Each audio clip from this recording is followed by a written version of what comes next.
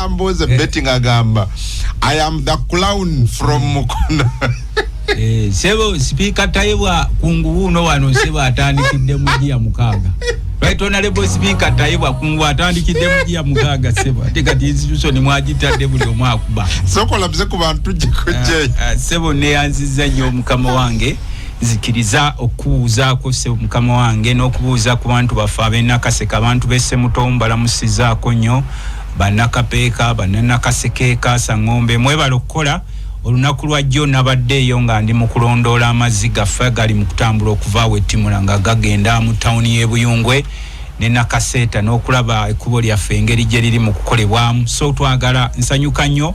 bwensanga abantu nga muli kola Kibuyaga yatuyisizza bubi nnyo naddala abantu b'omukaasa ngomba awo mu Buyungwe wonna yatukoze bubi nnyo bitooke byagudde ebintu bingi byagudde so njagala kusaasirako abantu b'omu Buyungwe mwenna olw'okuba nti enkuba yazze mbi nnyo Kibuyaga n'abanga atuyisa bubi tuli mu biseera ebitali bya bulijjo ebiseera bya bufuzi ffe twali badde tukubiranye abantu baffe okubanga buli kaseera tubeera nammwe naye ensonga lwaki tubagamba okukola nti oba oliwo opposition oba oliwo NRM oba tolina kibiina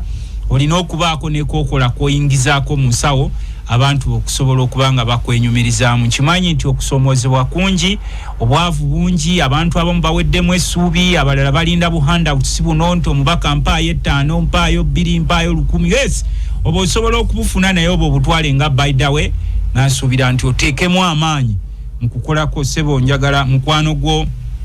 omwami wa Ssaabasajja mukulu Kesi owa Mukono's Hope International Learning Center akutumiddeko nnyo nangamba yali mulanzi wa mwese omukulu Kesi omukulu mutuusizaako bubaka owa Mukono's Hope International Learning Center Mukono era sebo nange ku lunaku lw'ebbalaza nsuubira okuyitako okujja okubabuuzaako mu ngeri yaffe mu mbeera yonna njagala kukubira abantu baffe nkusaasirako bannanga abafiiriddwa ninayo kansala waffe mukulu Semusumulule bangambye ofiiriddwako kitalo nnyo omuntu wo n'abantu baffe ab'Ekasambya wali Kaasa Ngombe bangambye namwe omwana waffe yafiiridde mu Kabenje batomereganye so mbasaassiddeko nnyo nnyinza obutasobola ennaku zino tuli mu parliament tuli mu gye bayita BFP bw'olaba omubaka wo ng'osiiba naye eyo mu nnyimbe mu kwalula abalongo simanyi mu mbaga biki ebyo oviiramu awo abamu twerekereza n'oba nga tosobola kundaba buli kaseera osobole okubaako n'ekyofunako ndowooza mutera okulaba abamu batera okujja ne beetuuma waliwo ennaku ezo gwe nagwako ekiyifuyifu abadde nga yeetuuma amakubo buli kijja ng'akyetuuma nemuga naye gwe nga sikulabangako mu komiti sina komiti gye nali nkulabyeko nsinga kukulaba eno mu bafungo ze kuziika nsinga kukulaba eno ku mbaga naye mbuuliraako kino wakijjawa kubanga ffe bwe tuba tusaka ebintu byo naffe tulina capacity esiibe eyo ne tugaa nti aka tusiibe ng'eno tube nga tukuba olwali tukube ne ku ludo naye bw'oba toliiwo mu parliament kubanga parliament yekeeki y'eggwanga gye bagitemeraatemera bw'obanga toliiwo oviiramu awo tewaliiwo koofuna so abantu baffe ekkubo lyaffe erya Matuga Ssemuto Kapeeka ligenda maaso njagala kuddayo lunaku lwaleero mu parliament tulakakiiko k'ebyenguudo mu parliament okujjukiza kubanga kampuni zino ezimu ezibadde zikola amakubo zikyayimiriddemu olw'okuba nti n'ekitongole ekya UNRA abakozi bayo bayingini olw'okuba bakijjawo tebana renewinga contracts zaabwe oba abalala tebannaba kubasasula okuba nga bakola exit so mugumiikirizeeko Matuga Ssemuto Kapeeka n'ekkubo lyaffe erya Kapeeka Nakaseke paka w'obulenzi paka Bukalasa eryo nalyo baalipima liri ku programu egenda okubanga ekolebwa ekkubo lyaffe erya Kapeeka Butalangu eryo liri ku programu nalyo terinaba kupimibwa ekkubo lya Kapeeka Kituuma ligenda maaso so tulina programu zaffe era kyembadde nsabye ab'NRM nga bagenda okukuza olunaku lwabwe olwa 39 kukyabawamba Uganda kino baluwa nagiwandiikidde General Museveni n'empandikira ne General Salim Sale ne General Katumba Wamala mbadde nsaba ekitundu kino ekyakirema kikandwa Seggalye kiibwe kolas lituumibwe ekkubo ly'abalwanyi abantu baffe abasinga tebakyasobola kufuna oba kulinda kubawa ssente okubalirira ebintu ntubwe bityo naye bwe mubakolera ekkubo eryo ene balwa yo nagiwandiise kuba General Sale yateekawo akakiiko k'ebyenguudo kembadde nga nkolagana nako okulaka akakiiko k'ebyenguudo n'amasannyalaze era ensonga lwaki at least kati mubadde mulaba programu yaffe ey'ebyenguudo ebadde etambula mpolampola ennaku ezo nasanga omufere omu ne mufubutula ng'ajja yeetuuma amakubo manyi bw'oba toliiwo ssebokungu waliwo abafere abajja ne beetuuma ekintu kino kye mulaba kino nze nkireese kati natukaali nga mpulira boogera mbu simanyi twebaza gundi ne mbabuuza gwe mwebaza ali alabiseeko mu komiti ng'ekkubo lino alibawangaani atisi abantu waliwo bemanyi abasobola okujjayo n'ayogera yesika waliwo ttiimu y'abasajja bano okuli ne mwami Ndiwala ne ya Genosale ogi yateekawo tubadde nga eyo ttiimu ng'ejja ne mukyala Kajina manyi bulungi n'enfunda zonna ze tubadde tutuula okulaba nga tufuna amakubo ago. Programu y'amasannyalaze ejja kuba etambula era kyensaba ne leero mu parliament ngenda kiroyizinga mu Prime Minister's question time Mwemi Museveni mu biseera bye byazze bwaffe mu Nakaseke kuba kati akomawo nawulidde abakulu abamu bamusabye 7 billion okutereeza mu Nakaseke era abavubuka bwe mulaba kasente akatambula eyo ne bw'oba oli wange waawaka muleke awo muzogo okuzira sente za gavumenti bwe mulaba omukungu w'NRM ng'azze okuba ku kasente kwezo 7 billion nkwegayiridde tozira agendo jeyo ffenna ku zino mbadde njagala kubajjukiza General Museveni emabegakawo yali mu kitundu kyaffe yakeeyama okututeekerateekera mu programu z'amasannyalaze kubanga yali ne executive powers ekitundu ky'ekikuba mpanga tekinafuna amasannyalaze ekitundu kyewa chairman Mutibwa ekibale tekinafuna amasannyalaze erukabala wano ekitanswa mu Nakaseke emabegakawo ekitundu ky'ekisimula nayo kinafuna amasannyalaze ebitundu ebyo Mwami Museveni specifically yali yeeyama era ne records za enzirina ng'agambye nti bagenda kuwa amasannyalaze mbadde nwanako engeri gye ndi shadow minister ntuula kakiiko ka natural resources by virtue of being a shadow minister for lands ne tubadde tulwanako ab'ebbalaatira be bakasembayo okufuna amasannyalaze Balatira Sanze ne Sumbwe bano bamu baafuna amasannyalaze ebitundu biri ne bitafuna kubanga baali ku programu eyasembayo eya REA kuba REA nayo yasattululwa neteekebwa mu kitongole kya Ministry ya Energy okugenda okusatulwa waliwo camp oba ba consultants oba ba contractors abali basasuddwako sente okukola emirimu gy'amasannyalaze mu bitundu ebyo so mwe mwafuna abesanze nayo nawulya waliwo omufere yali azeeyo okubazanyira ku bongo ebbalatira mwafuna ab'ebbalatira program gye tukyalina n'endala egenda okugenda maaso ye programu y'amazzi Buyungwe Timuna Buyungwe Nakaseta b'amazzi gatambule nene seggalye programu yaffe ya sole y'amazzi naye badde tamu sebo kenjagala okusembyayo kano kaffe ka bya bukulembeze ebiro bye tulimu si bya bulijjo kino obwavu bweyongedde mu ggwanga obwavu bungi nnyo nasoma byanfuna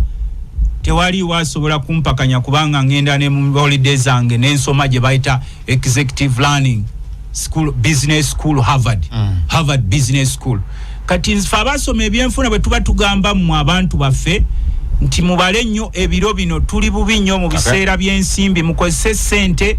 nga mwegendereza nnyo bw'obadde ospendinga emitwalo 10 tandika okuspendinga at least emitwalo 5 kubanga ebiro bye tulimu hard economic times ze mutagenda kulaba ensi z'abazungu nazo ziri bubi olw'entalo eziriyo ensi ezibadde zituwa obuyambi nazo zeesaza olw'embeera nti nazo tezirina ssente so abantu baffe tubakubira omulanga nga tonnakolimira muntu ng'omusabye omutwalo n'atagukuwa nga tonnakolimira muntu ng'omugambye abeeyo n'ekyakuwa n'atakikuwa ebiseera bye tulimu mu mbeera y'ebyenfuna bibi nnyo buli omu wakozesa akasente kasobodde okukozesa sparingire sebo neyanziza nnyo nkimanyi nti ntutta akadde kange ng'omutaka okubuuzaako ku bantu nakulagidde kubuuza ku bantu mbuuzizaako ng'omutaka mukulu alinda sebe Masindi we bali kuba nga naawe oli mu kutuuliriza alinda Radio 7 alinda nteereddeko wano ka message nti ndi alinda Masindi ate nebe Masindi tubasabira nnyo embeera gye muyitamu naddala abantu ba Bunyoro sub-region embeera gye muyitamu Bunyoro sub-region is one of the most poor areas of the country mulina amafuta naye tulaba mwenna babagobye ku ttaka lyammwe and your children don't benefit mu oil exploration nze nsubira projects eziri ez'amafuta eyo mu sub-region y'e Bunyoro baali badde omukisa ogusooka baguwa abaana beeyo I would be happy to find the Banyoros doing work in oil fields nga gye bali naye kati oyinza okwekanga nga nabo baba wakuvuga avuga ku bimotoka ng'emirimu emirala tebagibawa ate most of the Banyolos have been so much displaced from their ancestral areas naddala zino ezimu amafuta ng'era boolaba enakasongola babakoze. So tubasabira nnyo abantu baffe ab'ebunyolo nyowe ndi Muganda naye olw'okuba nti you are part of Uganda tulina okuba nga tubalwanya kate n'ekyokubiri ndi shadow minister w'ebyettaka. I feel bad okuba nti ebitundu by'eggwanga ebisinga byonna abantu babasengula teri abayamba ate n'ebiseera ebisinga mulonda ababaka bamwe aba parliament nga bakoma kuteeseza kyankwanzi n'olumu ng'ebintu ebimu biganye wa Museveni okuyita nga kati walaba ayita ababaka eno ekisozi ku kyemwanyi kyaffe naye tubeebaza waliwo ababaka abayimirira yeye wamwe Bunyolo njagala kwebaza Honorable Alan Atugonza n'omumanya musajja wange oyo sebo nkutumiddeko nnyo Honorable Alan Atugonza Mwesigwa nga atubuulira ku mbeera eri side eyo ku university omanyi Bunyoro eyo yemu ku bitundu ebitalina university wano mu ggwanga. You can imagine they don't have any university, not a private university, not a government university. Kati Alan nga nyumiza ngamba nti already SARS na waliwo okusuka omuguwa kuyiika 22 ez'ettaka lya Bulera kowa PTC no ligambibwa okubeera nga lyaweebwayo okuteekako Bunyoro University. Naye abakulembeze omuli mukwano gwange Asnas Nyakato omubaka omukyalo wa district ye Hoima nga anenya saba minister Robina Nabanja ne minister Matia Kasaija tebakoze kimala kupushinga kulabanga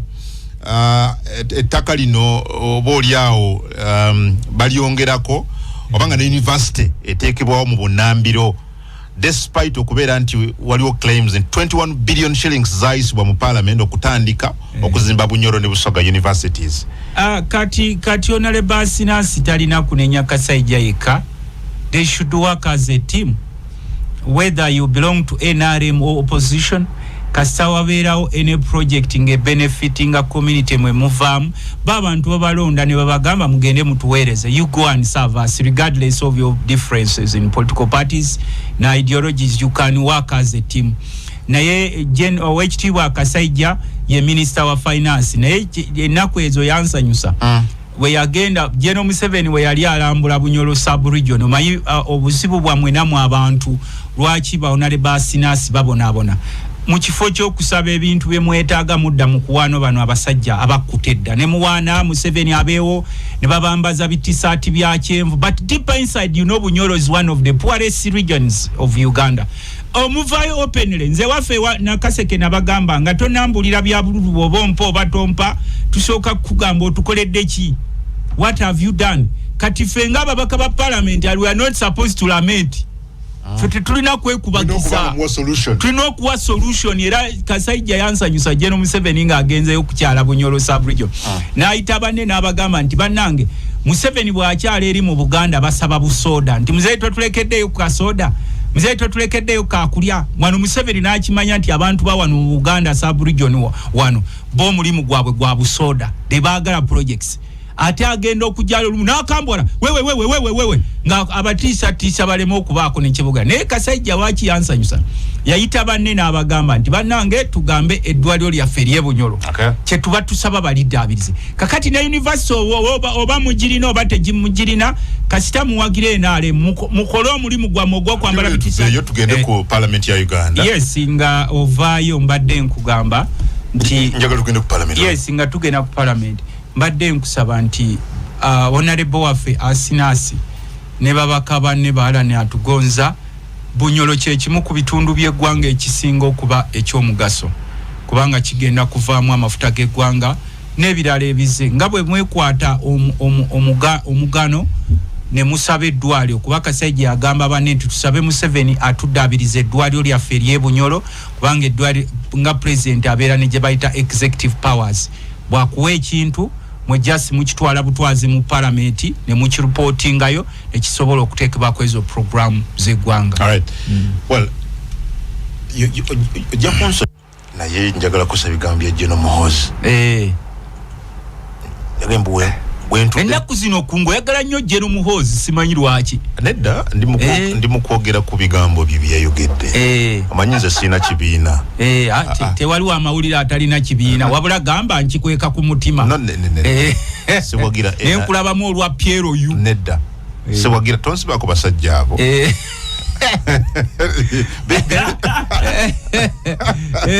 tonsibako basajja abo sewagira NRM sewagira NOP sewagira FDC sewagira UPC ndiawo sirina ludda tewali atalina ludda na mawulire tewali ekyo sebo kyogera tuli mu kyama naye wano openire nkugamba nti nkulaba munda mu saati omulimu akananka akaliko empologoma nga kaliko pa lawu nkalaba mu mutima gwo genda maaso sebo mbuze ekibuuzo mukama wa njakose bigambo bye Jeno Muhoozi yatugenda nti Rutamaguzi gwendi naye wano mu studio yakoze bigambo bino bisatu Crown Dikuula Full Msiru Buya ekirala yetaga sente temujazimuwa yagatajja na kulinya mu parliament gye mutuula abenda kaseke batusinikira Crown mu parliament kakati nze siri Dikuula nze siri Dikuula I am very sorry Jeno Muhoozi kano bakakusaliremu siri Dikuula bebo bewasinika mu parliament abave wamwe naye nze siri Dikuula sebo ne abasirikale ne bafande bano abatula mu parliament wabayise badikuula owayi mukama tukwebaza otuwanga ku budde buno ne tulaba ebintu bingi bikyeyongera okubaawo bingi sawulidde omusirikale ayenga mu parliament nti Muhoozi ompita otya Dikuula bonna nga basirise bacye nalinza administration yaffe ya parliament kuba bano akavubuka ne kasamba ku gate bakatwala entyaji ne kakola amawulire ne bakakwata nentyalinzeeko ku administration yaffe ya parliament wawuli ave agament musajja gotu itota Dikuula bonna bekweze mu kasonda kakati natunudde enseko nze ntuula ku bukiiko ntuula kakiiko k'ebyenguudo aka parliament n'obukiiko bulala twabadde ennaku zino actually era bwe nvaano nziruka tubadde ennaku zino tulina ebitongole bye twaseesinga mu BFP naye neerekereza neŋŋamba ŋŋenda kutuula kakiiko ka defense kubanga nze ng'omubaka nzikirizibwa otuula ku bukiiko bwa parliament bonna okuggyako awabeera okulonda wembeerako ne bukiiko bwange obuli mandatory naye buno bonna mbutulako era ensonga lwaki olaba tuba bakambwe ennyo ennaku ezo twali tulwana nga nwana ewaffe okufuna seed school ngenda okwekanga ng'omufeero omwazi etuumye eri ewaffe nembuuza ono nali mulabyeko kakati n'olwana n'ogenda nti kakati babasaza bayita gundi za local government kangendeyo nfuneyo ku magombolo genda okulaba ku mukolo gy'otali ng'omufeere yageetuumye mbugano ffe tugaleese kakati natuula nalinda ku kakiiko ka finance nga ndina omusajja munamawulire muno bamuyita Ibanda Samu Ibanda Mugabi producer wa program ne mugamba leero ngenda kutuula kakiiko ka defense kindeese wano okubuuza mukulu ono Muhoozi mugambe sebo naye nze bondaba ompita Dikuula bondaba ddala ompita Dikuula wagenda mu kakiiko mu kakiiko oyagala jjo mubuuze nga n'ibibuuzo byange oba ndi Dikuula mubuuze n'okubuuza ku basirikale wali omwekisebo abasirikale abo balaba bajja balina emyoto emyufu bali smart nesebo bati abasajja bano nogati afande rwerunga nawo olinga civilian ngo tutuddemu wano omusajja nakuyishamu nawe gali Jeno muno komanda nakuyita Dikuula atudde wano naye nange waliwo kenakkirizamu ne ngamba bwe ndaba naffe nga tenabaayo sound yonna nakuba kakebe wa administration parliamentary leadership bano bentera okulira kiba tukutwala mu disciplinary nga bonna basirise bakye ng'ogyeko ffe abayimirirawo nenga osanga omusajja ono omanyi ffe sebo mu kyalo tubeera n'abasajja abatamiivu omusajja omutamiivu agera muli awo n'atandika okuleeta ebigambo gange buli lunaku otera okubba gundi gwe naye leero tukulina wano noga omusajja akambaani otera okubba gundi wano naye nga yeefudde atamidde naye nga byayogera olaba birina gye bigenda kakati natudde ninde Jeno Muhoozi ajje teyalabiseeko kakati twagenze okulaba nga akabinja k'aba Piero yu kagenze kasisinkanye eyali avuganya chairperson wa defense committee gwe bayita Talemwa nga bali bonna nga baga tuline ekipya kye tugenda okubanjulira chairman yakedde ku machana atuzo olukiiko katalu tuze ne kutumbi chairman wa kakiiko n'abayita Kajwenge kwanga kakati fe nga mu parliament is an independent institution omulamuzi ne bwabanyize nnyo tasobola kuvuma parliament kabe president mwami Museveni tasobola kuvuma parliament kuba kimanyi mwami Museveni sentence mubeesawo parliament yezimuwa era ensonga lwaki n'ennaku ezo babadde balemedde ku parliament mbu Museveni ne State House basaba tubaweeyo 3 billions ez'omusaala gw'abakozi ba State House nga Museveni asaba bamuweeyo 10 billions okugula kapyata z'emmotoka mbu zino zaalimu endala zikaddiyemuko kati bwe ndaba nga mutabani we ajwisaamu eggaali in fact eno sina gaali esukkawo mu gaali njite nkisukuuta Jeno Muhoozi yabayisiza mu sukuuta yatushiza mu sukuuta kubanga naye gateri anyega kubanze nze mu parliament ayamwe mai mbwaze mbu government yerese ne mugamba nze government I am the government abamba bate bakimanyi government pillars 3 ezigikola parliament judiciary executive era ensonga lwaki nti ne mwami Museveni sente zagenda okukozesa alina ku reportinga mu parliament amugere ne muleta ebibozibozi nanyini sente n'omubuuza nanyini sente nga atunze enteze ze lwaki tuloba kisozi nebwe zibanga agenda kukozesa ku sente z'eggwanga tumuyita omu ku balya sente z'eggwanga si nanyini sente wabula omu ku banyuunyuuso oba abalya ku sente z'eggwanga yensonga lwaki olaba tine budget yagireeta mu parliament kati mu abantu abali eyo nga tonna yogera mbozi mbweno zimanyi parliament ye 11 ng'ogigeraageranya n'ey'omusanvu soko tunulire ku services sibino kwogera bigambo temuli baddiikuula ate siri ddiikuula nkugambye mpaayo ku debate ne mutabani wa Museveni Jeno Muhoozi oba mu luzungu kuba mugenda nemwekwasa abo uchoko ulirize mugenda nemwekwasa mbu abo balutamaguzi tubabulira ku radio za Luganda tebamanyi luzungu ne tusekenseko ne mugase bwoyogerako ono member wa Harvard Economic School gwe jote sobola kulinya goloza ansomese Harvard ansomesa mu Luganda ande danzoka kubuza n'ekyokubiri kyenkugamba ono member wa UN mu UN nali njagala kuteesa ekiteeso nga mpulira abalasha boogera mu lulasha lwabwe abapotigo boogera mu lupotigo lwabwe nga nange ndeete wa memba waffe ayebale Adonia ayebale ndi lwaki naffe to introducing yo ku Luganda nga Amini yali akikoze okimanya Amini mu lukiiko lwa OAU nga bamaze yateesa naga tibe tugenze mu UN naffe tutandika okwogera ku nnimi zaffe oba Luswayiri oba Luganda abajegane baseka ngabo manyi wana abantu abasinga bawulira mbuto manyi luzungu mboyo tategeera n'omugamba nti oluzungu lulimi n'ensi ezifugibwa Bungereza Wales ne Scotland kizibu nnyo okusanga omusikoti nga ayogera oluzungu era ayogera lwabitege ensonga lwaki mbadde nkugamba nti nze mu parliament nga tonnampita ddiikuula sokola bebyenkola but gwe mwenyewe tugambe nti parliament esirise omusajja abatyobodde kyenganiddeawo nkugambye awo wetuli ate ne mukolera byayagala ate nja sobola kuba surprise nja kulaba lumu member wa Piero Yunga byewo Messi ya speaker nga teri asobola mukwatako kabe sergeant atamuzi kubanga sebo wano mu Uganda waliwo abantu abeefudde ab'ekitalo nti asobola okubeera maje n'akola campaign z'ebyobufuzi asobola okubeera maje n'atandika okugamba oyo nja kutemako omutwe oyo Besigye nja kumugira era sebo nze nayisa statement nti Jeno Muhoozi twawulira agamba ajja kutemako Kyagulanyi omutwe Kyagulanyi omumanyi sebo Musa w'ebiro bino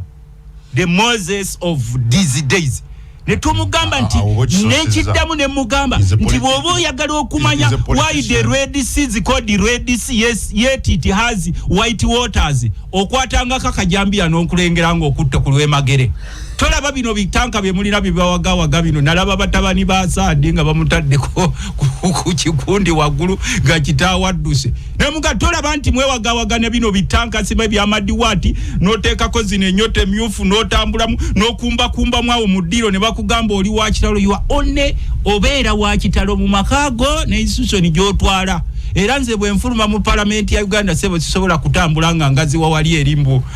Musa ndi MP Musa webiro bino twamugamba bwoba oyagala okumanya kiki tuli genda okwateko ku Musa okwateko ne ku gawuni ye bwoti ogituukeko ogikwateko ani Musa webiro bino Musa webiro bino Kyagulanyi Ssentamu badde tumumanyi nawe nakugambye ntule olimu olwe Piero Yusebo Kirungi Musa teyatuusa Abaisraeli waliku mu senso anti tutambula sebo tuli mu kutambula sebo tugenda Joshua jali tugenda sebo tugenda bobanga then that means temugenda kutuusa bannayuganda mu senso because Musa teyakikola Joshua ye yayamba Joshua jja uliriza sebo ebigambo byange nti oyo yenne yeewagawaga ng'ogenda kujja otemeko Kyagulanyi omutwe oleka ng'olami ne bojjanga ne tanka mmeka oleka ng'olami kino tukibabulira live kubanga bamukoze effujjo ku bannansi ne bafanga tusirika kati nga bwe kifuuse we kifuuse ekya bulijjo buli omu kati avuma parliament sijja kwewuunya ng'omusajja omu awaludde omubaka wa parliament amugye ku gate awo amusambyemu wali kuba kati buli omu ajooga parliament n'atalina kyalise baava eri n'ajooga parliament naye ffe tugamba titugenda kuyimirirawo from the beginning to the end nga tuprotectinga ekifaananyi kya Moses waffe Kyagulanyi Ssentamu ne buli mukaludaaya omukaludaaya yenna asuubira nti ajja kujja akwata akajambiya oba okwerinanya omunagiro gwe omanyi omunagiro gwa Musa gwe twogerako Kyagulanyi nedda omunagiro togumanyi ojja kuda oba okwerinanya omunagiro gwa Musa waffe Kyagulanyi bwe mujja okulaba nti gwe munagiro kwa omunagiro kiba kyambalo sebo kitumwambaza wali eringa agenze okulamulirako ng'agenze okulamulirako Katonda ensi ye Uganda. Okay, then abakaludayo bamanyi abo abatayagalizanga mu Isiraeli kubeera bulungi nga bamukijjanya mu mbeera yonna so bwe bamuleeta amalala gammwe ffe tubaleka nalabye omusajja wano erwerunga ayagala nakwekweka mu kakiiko musajja watu ng'ayagala kuddukira eno mu basiviliani tumga wewe nani wacha wewe nga naye ayagala kuddukira naye sebo mukiise w'amagye mu parliament nga tesobola na kuvaamu kika ate nga addukira eno mu people power y'ababaka ba parliament tumutaase era sebo naye bamutadde ku lukalala konka Uganda netandika okumpoomera bamutadde ku lukalala naye ne bamugaa tujja kuyisaamu eggaali nweruli byamulaba nga yeewagawaga ne tugamba ono tannaba kubategeera bw'aba yeewagawaga agenda abuuzeeko ku Haji Nadduli omumanyi Haji Nadduli omumanyi oweruwero gy'ova nyinza obutamumanya kakati ojja omubuuzeeko ye yayogeranga ebyobusaka tisimanyi twalinga mu busaka n'akomawo n'agamba nti basebe olw'okuba twalinga mu busaka Museveni mumuwe ekisanja ki ekisembayo ndayiranga n'obukuba butonyerera mu kitooke kya Gonja tajja kudda bamukwate ne bamuwa bwe bamuwa obukulembeze bwe yakomawo wano yafuuka lukokobe n'agamba talina gy'alaga era ensonga lwaki olaba ffe twegendereza nnyo ebigambo byonna Jero Muhoozi byayogera tubiraba tomutuyita nti tuli bajega nze okunsanga nga ntambula ndi hambo togamba nti ndi mujega naye twebuuza nti oba basajja bano banoonya sipaaka tukeere enkya bagambe departments ziri responsible correspondinga ku such reckless statements made by reckless people gwekimanyi nti statement esobola okuvaako okugwa kw'eggwanga okimanyi nti statement eyinza okuvaako okugwa kw'eggwanga n'otaddayo wamwe amasiga agakola gavumenti gali ameka esiga lya parliament judiciary ne executive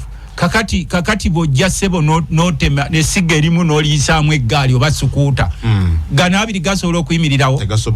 naye kyasinza okuneewunyisa n'agamba sijja kujjayo ate ne budget mujja kugiisa sebo bagiisizza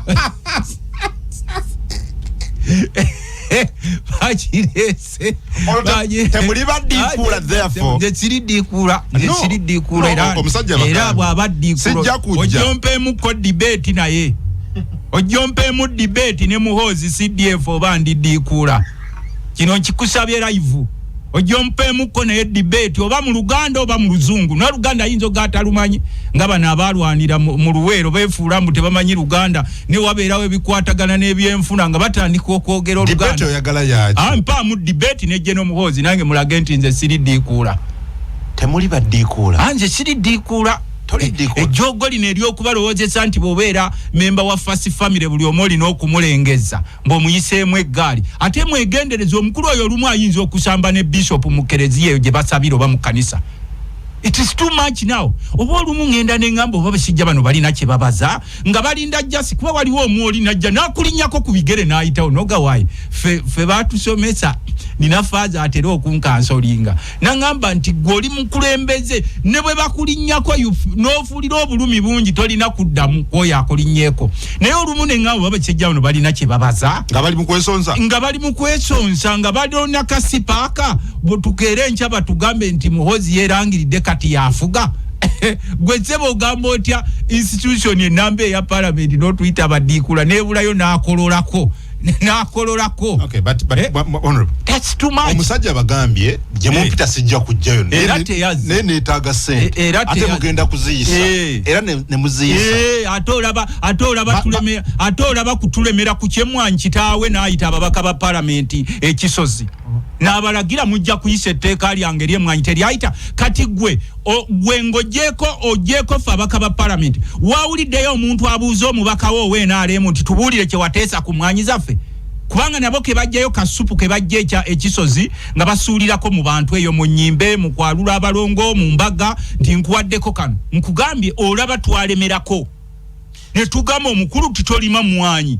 omuzo gujjewo ogw'okweyagalizanga nti buli kyabugagga ekiri mu ggwanga mweyagaliza kibere kyammwe nti mwe mweka mulina okuba ne sente kuba kino bakikozesezza nga wiponi etukuumira wansi obwavu bakozesa nga wiponi ebakuumira mu buyinza so n'olwekyo ng'akaddiikuula kabayisiza bubi ddiikuula tekyampisiza bubi ate nze bompita ddiikuula kinzijako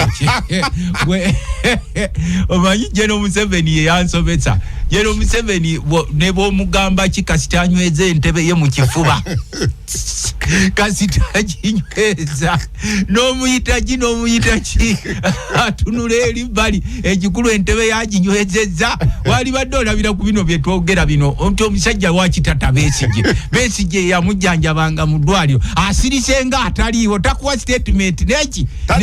tanyega na kimu ekikulu nti obuyinza bwabunywezezza mu kifuba kakati nze ne bwokeera enkya oba mpise stupid oba mpise ddiikuula yoyo omusajja gwe baagala okubaleeta okufuga eggwanga lino gwe batembeeta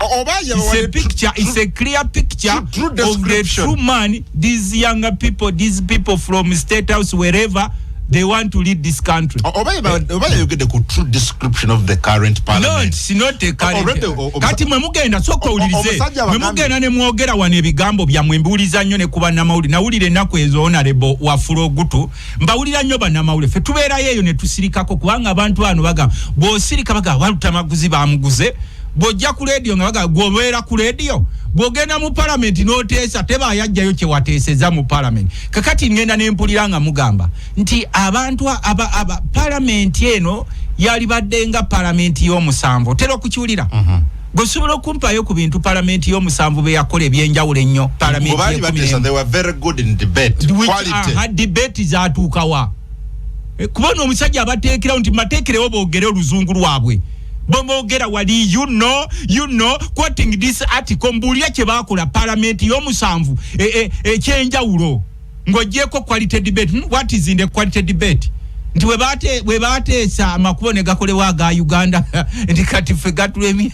nti we baateesa amalwaliro ne bazimba mangi nti we baateesa okumanya baateesa nnyo ne batumbula omutindo gw'abasomesa ne batumbula omutindo gw'abasawo ne batumbula omutindo gw'abasirikale nkwatibwa ensonyi kuba buli wentambula okwetoloola eggwanga abasirikale basulanga banoonyi babubudamu even the 25% gye twabawa mu parliament Museveni n'agituulira n'abantu be ne areas abasirikale ne babanga babanja areas n'ojja wali okusaba supplementary zino gye baakasaba ennaku zino badde ogiwulya gyadde basaba I ran because ku finance committee ntulayo nadduka okulaba nti kuba finance committee ne budget committee balongo they consult each other era ensonga lwaki olaba chairperson wa budget committee ayinotula mu finance committee ne chairperson wa finance committee ayinotula mu budget committee nadduka emisinde nga kindeese kulaba nti mu supplementary eno gye batusaba fenga parliament okuyisa mulimu sente z'abasirikale areas zabwe mulimu 25% yawe gye twabayisa kuba General Museveni ayinza okwekwasa nti pass that money neza asangawo ebigwa bitalaze ngendo okulaba nga basaba sente zimaiza state house zakyebyo I ran back ninzirayo kubya kakati gwe njagala ombulire ekyenjawulo ennyo parliament y'omusanvu gye mutenda kye yakola ng'ogigerageranya n'eye 11 ninda na parliament ngikula wakatisa the best you did kwali kuzinga mikira you coiled your tails mu maguru gamwe ne mubera bwemuti and instead of responding mwadde ne mukolera ddala ekyo kyenyini kye yali ayagala kati gwe mbulira badikula basukkawo bajjawa kakati sebo